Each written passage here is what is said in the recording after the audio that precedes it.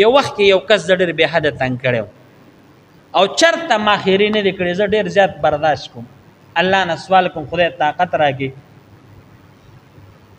نو یو ټیم کې راته یو کس ووایي چې دا پلانکې او پلانکې خو تا په یو صورت هم نه پرېږدي، پروپیګنډې د پسې کوي، تا پسې سازشونه کوي، بلیک میلینګ کوي، بدنامي کوي.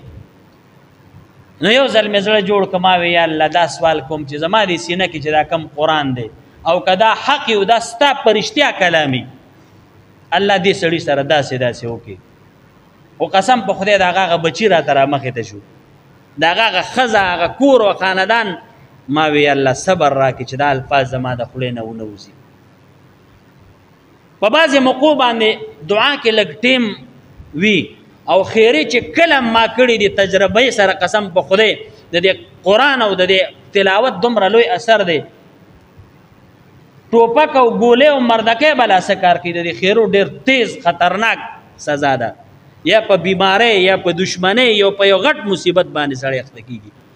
خو کوشش به کوئ چې خیرې به نه کوئ، دا بد دعا نه ده، دا مه کوئ، د هغې په ځای ځان ته سوال او دعا کوئ. زما